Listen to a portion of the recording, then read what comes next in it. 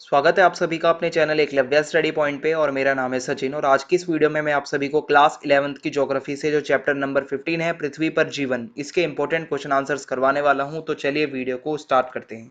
आपको बताना चाहूंगा कि आप इंस्टाग्राम पे मुझे फॉलो कर सकते हैं। मेरा यूजर नेम आप सभी के सामने लिखा हुआ है। कोई भी अगर आपको प्रॉब्लम हो तो आप आके मुझसे पूछ सकते हैं।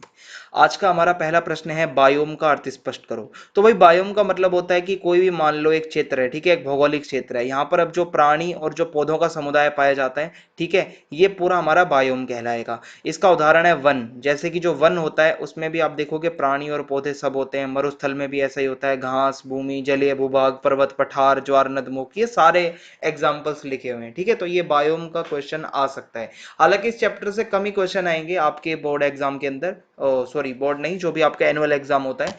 आगे बढ़ते हैं।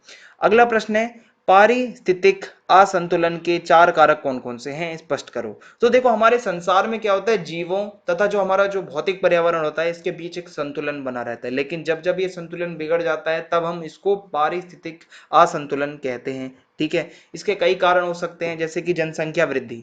तो लगातार जनसंख्या वृद्धि के कारण क्या हो रहा है, प्राकृतिक संसाधनों पर दबाव बढ़ता जा रहा है, हम ज्यादा से ज्यादा दोहन कर रहे हैं। ठीक है, इससे क्या हो रहा है, पारिस्थितिक असंतुलन बढ़ता जा रहा है। अब है वन संपदा का विनाश, ये दूसरा कारक है। ठीक है, यानी कि वन संपदा, जो भी हमें वन से चीजें मिलती हैं वो हम लगातार जो है मतलब एक तो मतलब पेड़ों की कटाई कर रहे हैं। ठीक है, और अत्यधिक वर्षा से बाढ़ द्वारा मृदा अपरदन हो रहा है, सूखे से भी वन नष्ट हो जा रहे हैं, तो जो हमारे वन हैं उनको खतरा हो रहा है। फिर है तकनीकी प्रगति। लगातार प्रगति के कारण क्या हो रहा है, औद्योगिक क्षेत्र बढ़ रहा है, फैक्ट्रियां ज्यादा से ज्यादा लगाई जा रही हैं, फिर यहाँ से जो धुआं निकलता है वो हमारे वातावरण को दूषित करता है और इससे भी पारिस्थितिक असंतुलन जो है वो मतलब बन जाता है और संतुलन बिगड़ जाता है। मांसाहारी पशुओं की कमी। देखिए मांसाहारी पशुओं की कमी के कारण क्या होता है, अब यहाँ पे क्या हो रहा है कि मांसाहारी पशुओं की कमी से क्या होता है कि शाकाहारी पशुओं की संख्या बढ़ जाती है।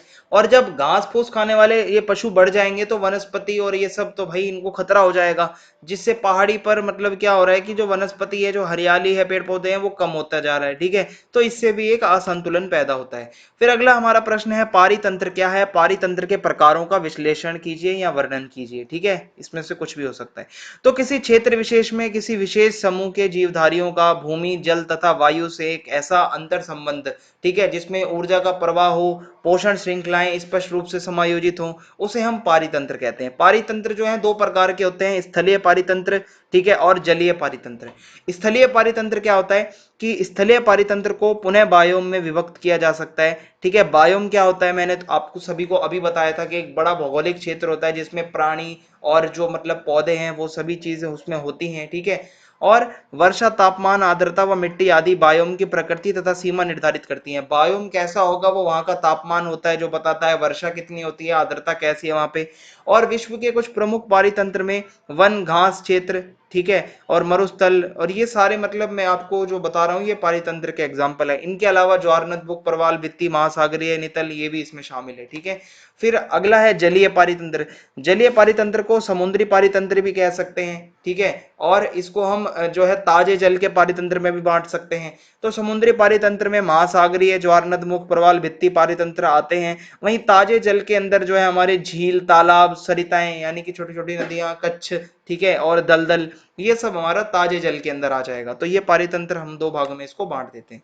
फिर है खाद्य श्रृंखला क्या है, इसके दो प्रकारों को उदाहरण सहित समझाइए। खाद्य श्रृंखला क्या है, देखो किसी भी पारिस्थितिकी तंत्र में समस्त जीव भोजन के लिए एक दूसरे पर निर्भर होते हैं। यानी कि जो मान लो कोई शाकाहारी पशु है तो वो किस पर निर्भर होगा, घास फूस पर निर्भर होगा।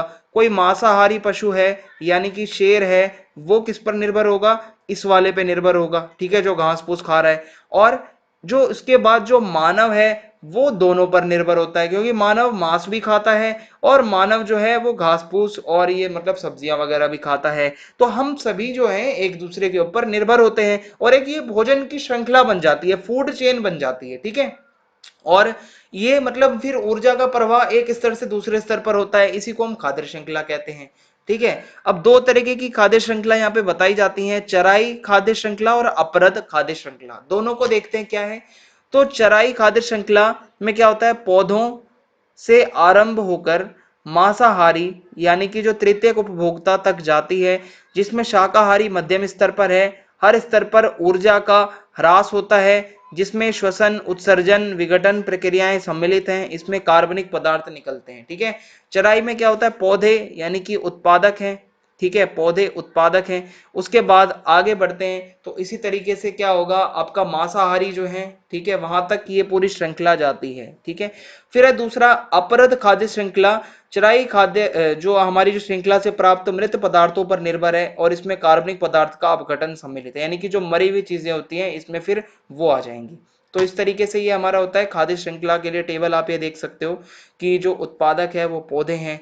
वहीं उपभोक्ता की बात करें तो तीन तरीके के उपभोक्ता होते हैं, प्राथमिक, द्वितीयक और तृतीयक। प्राथमिक में ये लोग होते हैं जो कि पौधों पर निर्भर होते हैं, जिनको शाकाहारी कहते हैं हम, जो कि खरगोश हो गया, ठीक है, बकरी वगैरह और गाय वगैरह। ठीक है। फिर मांसाहारी जो है वो द्वितीयक उपभोक्ता होते हैं जो कि कंज्यूम करते हैं, इनमें से शेर आ गए मतलब, ठीक है, और कुत्ते वगैरह भी इसी में आ जाएंगे, जो कि क्या करते हैं, शाकाहारी जो जानवर होते हैं इनको ये खाते हैं। ठीक है। सर्वाहारी के अंदर क्या होता है, जो मांस भी खाते हैं और जो शाकाहारी खाने को भी खाते हैं, इसमें मनुष्य हो जाएगा। ठीक है। मनुष्य क्या करता है, सब्जियां भी खाता है और मीट मच्छी भी खाता है। तो इस तरीके से ये हमारी खाद्य श्रृंखला हो जाएगी, ज्यादा इसमें है नहीं कुछ। आगे बढ़ते हैं, अगला प्रश्न है हमारा, विश्व के बोरियाल, ठीक है, विश्व के बोरियल बायोम का 3 बिंदुओं में वर्णन कीजिए। तो देखो, पहले तो आप इसकी लोकेशन बता सकते हो कि 50 डिग्री से 60 डिग्री उत्तरी ये अक्षांश में पाए जाते हैं बोरियल बायोम। ठीक है। बायोम क्या है मैंने आपको बता ही दिया था, ये टेंगा, शंकुधारी वन, शीतल और छोटी अवधि की ग्रीष्म ऋतु तथा बहुत ठंडी और लंबी शीत ऋतु वाले जलवायु विदेश